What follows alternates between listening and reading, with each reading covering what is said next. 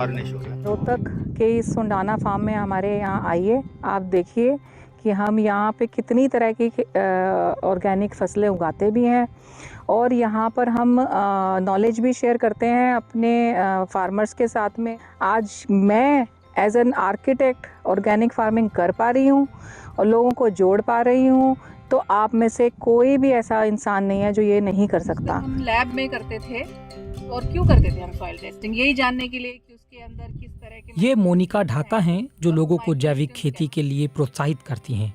वह खुद भी एक जैविक किसान हैं। बस पता नहीं था ना, तो वो भी लिया था, टमाटर भी लिया था। रोहतक के सुदाना में अपने खेत में वो दर्जनों तरह की सब्जियां उगाती हैं, वो भी ऑर्गेनिक खेती से।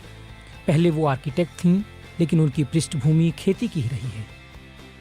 लेकिन उन्हें जैविक खेती के बारे में कुछ भी पता नहीं था, पर जीवन में कुछ ऐसा घटा जिसकी वजह से वो जैविक खेती की ओर मुड़ गईं। बहुत ही बढ़िया साइज इसका हो रखा है और इसको भी तोड़ने का एक तरीका है।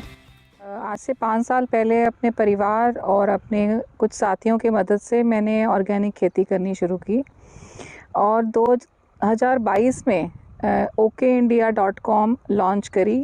तो 1997 में मैंने आर्किटेक्चर की पढ़ाई कंप्लीट करी और उसके बाद आर्की ग्रुप नाम की कंपनी स्टार्ट करी।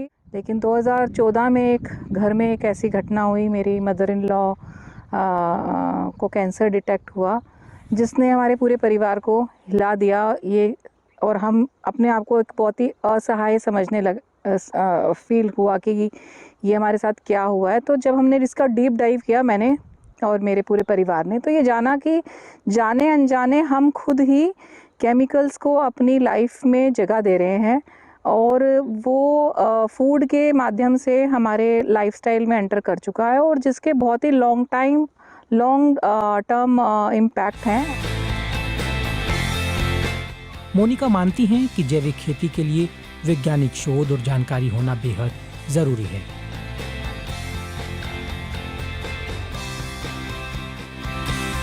पहले से ही पता होगा कि आपकी जो सॉइल क्वालिटी है वो किस तरह की क्रॉप के लिए बेटर है, तो ये आपके लिए डिसाइड करना आसान हो जाएगा कि मैं यहाँ पर क्या लगाऊं जिसके अच्छे रिजल्ट्स आए, जिससे क्रॉप की अच्छी यील्ड आए। ये नहीं कि आज सरसों का भाव बढ़ गया तो सरसों लगा लेंगे, थे चाहे आपकी ज़मीन उस सरसों के लिए तैयार है या नहीं है। गेहूं का भाव चढ़ गया तो गेहूं लगा देंगे, तो वो डिमांड और सप्लाई का बिजनेस एग्रीकल्चर है, लेकिन ये अपने आप में एक साइंस भी है। प्रोडक्शन के लेवल पे मैं बहुत सारे राजस्थान के किसानों से जुड़ी हुई हूँ और वो पूरी टक्कर देते हैं कन्वेंशनल फार्मर्स को कि और उतनी ही उपज निकालते हैं जितने कि कन्वेंशनल फार्मर निकालते हैं। मोनिका की कंपनी ने एक ऐप बनाया जिसका मकसद यह सुनिश्चित करना है कि जैविक उत्पाद के नाम पर बेची जा रही चीज असली में वैसी ही हो। मार्केट का सबसे बड़ा चैलेंज जो था वो था ट्रस्ट का, कि कंज्यूमर ये कहता है कि मैं कैसे मान लूँ ये ऑर्गेनिक है, ठीक है, क्योंकि ना तो वो खेत पे आ सकता है, तो वो कैसे देखेगा। तो एक वर्चुअल खेत वो कैसे देख सकता है कि और कहे कि हाँ मैं पे भी कर सकता हूँ, चलो आप महंगा कह रहे हो तो कोई नहीं, मैं पैसे भी दे सकता हूँ, लेकिन मैं मान कैसे लूँ। तो ये ओके इंडिया की मुहिम थी जिसने डिजिटली कनेक्ट किया ऑर्गेनिक फार्मिंग प्रैक्टिसेस को कंज्यूमर से। तो एक तो उसने जाना भी कि वो होता कैसे है और माना भी कि हाँ ये ऑर्गेनिक है। मोनिका को लगता है कि जैविक फल सब्जियां आम लोगों के बजट में होने चाहिए। महंगी होती है वो आज तक का मिथ था। होनी चाहिए कि नहीं होनी चाहिए, सवाल ये है कि क्या ऑर्गेनिक प्रोड्यूस महंगी होनी चाहिए या नहीं होनी चाहिए। तो इसका थोड़ा सा तो फ़र्क ये रहेगा क्योंकि फार्मर्स को अपने खेत की अटेंडेंस की ज़रूरत है, तो वो वर्क जो है आपका जो केमिकल कर रहा था वो उसको खुद करना है।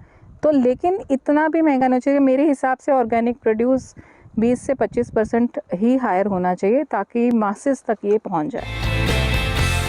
बतौर महिला दूसरे किसानों को इस मिशन से जोड़ पाना इतना आसान भी नहीं था।